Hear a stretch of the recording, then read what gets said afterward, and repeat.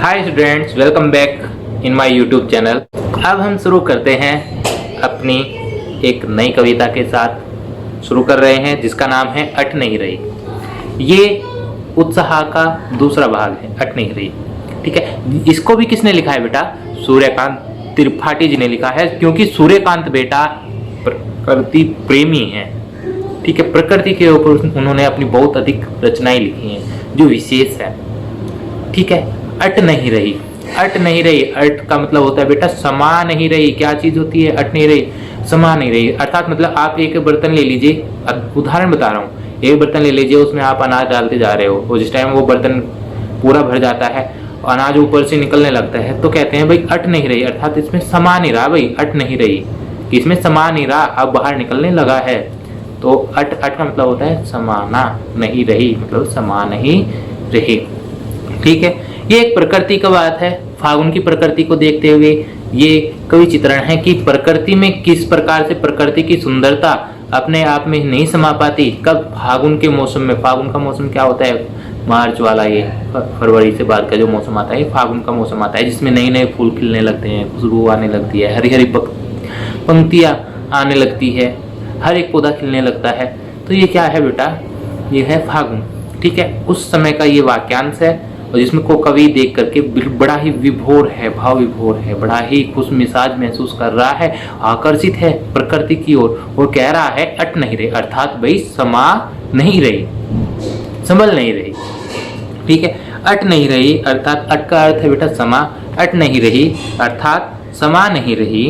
आभा फागुन की, आभा, आभा होता है बेटा सुंदरता, आभा, आभा फागुन की अट नहीं रही कि फागुन की जो सुंदरता है वो उसके तन में सट नहीं रही। कि अट नहीं रही, बिल्कुल भी समा नहीं रही। फागुन की जो सुंदरता है, फागुन एक महीना है बेटा, ठीक है, फागुन की जो सुंदरता है, आभा, आभा में सुंदरता, वो उसके तन में सट नहीं रही। अर्थात सट का भी अर्थ क्या है? समाना, कि उसके तन में क्षमा नहीं रही। क्लियर है बेटा? आगे है, कवि कहता है कि कहीं सांस लेते हो, घर घर भर देते हो, उड़ने को नभ में तुम पर पर कर देते हो, आंख हटाता हूं तो हट नहीं रही। कहा है कहीं सांस लेते हो, फागुन को कह रहा है कि हे फागुन के महीने, हे जहां भी तुम जाते हो, जहां भी तुम सांस लेते हो, वहीं अपनी सुगंध, वहीं अपनी खुशबू से, अपने इस महकते हुए आंचल से क्या करते हो? हर एक घर को भर देते हो। अर्थात जब हवा चलती है उस फागुन के मौसम में, हवा क्या कह रहे हैं? सांस, जब हवाएं प्यार चलती है, अर्थात जब फागुन के महीने में सांस लेता है वातावरण, तो घर घर को भर देता है। कहा है उड़ने को नभ में तुम पर पर कर देते हो।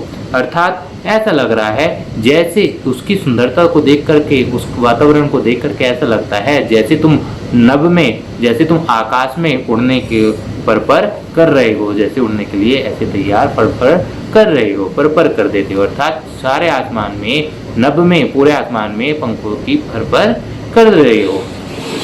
आंख हटाता हूँ, अगर मैं इतनी सुंदरता से आंख अपने हटाने की, उस जगह से अपनी आंख फेरने की भी कोशिश करता हूँ तो हट नहीं रही, तो मेरी आंखें उस मार से हट नहीं रही है।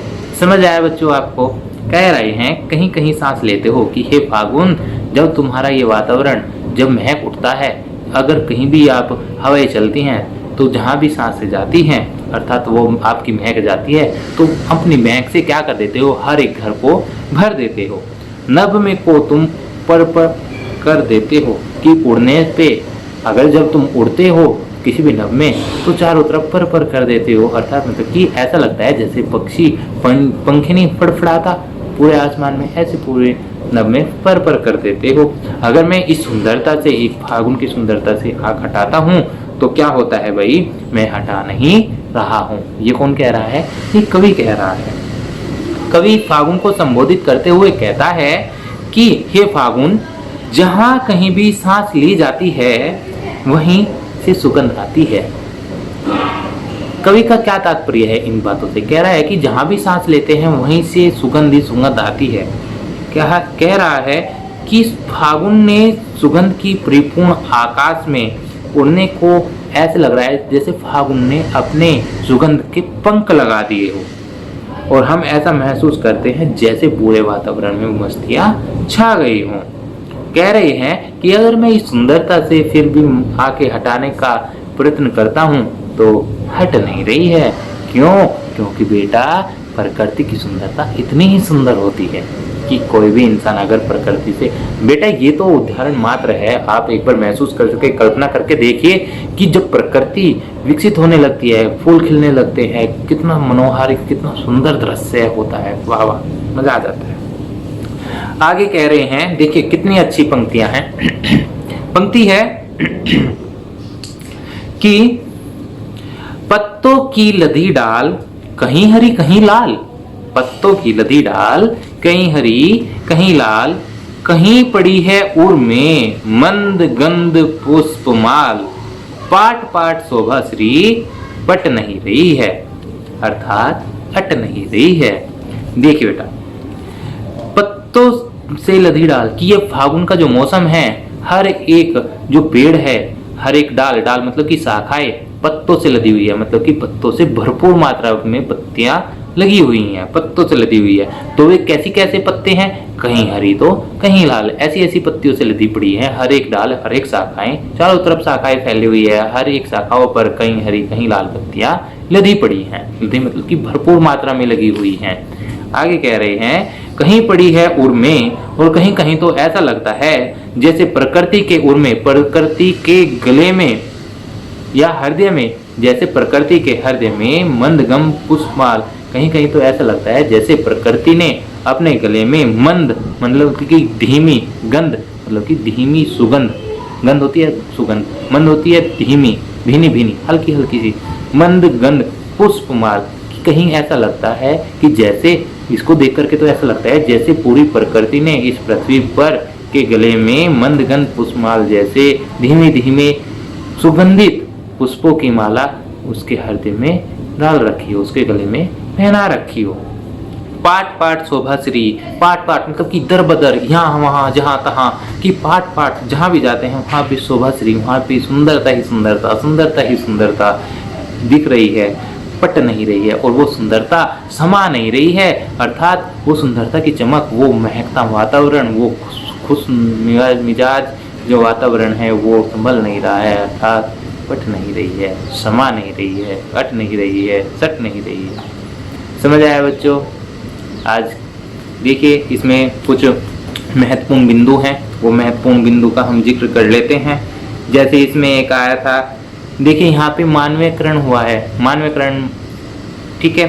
फिर यहाँ पे है घर घर पर, मैंने बताया था बेटा जहाँ पे दो शब्द एक जैसे हो और दोनों शब्दों का अर्थ एक ही हो, ठीक है, वहाँ पे क्या होता है, पुनरुक्ति प्रकाश अलंकार होता है।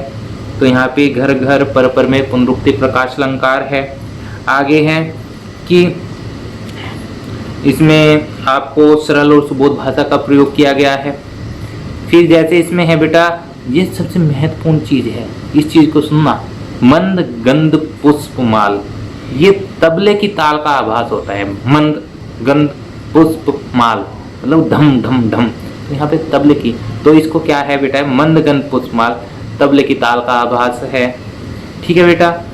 कहीं शब्द बेटा इसमें कहीं कहीं कुछ ऐसे शब्द आए हैं जो बेहद ही नवीन हैं, जैसे शोभाश्री हुआ, जैसे पाठ पाठ हुआ, जैसे सट हुआ, अट हुआ, ठीक है। इस प्रकार की शब्दावलियों को आप देखते रहें।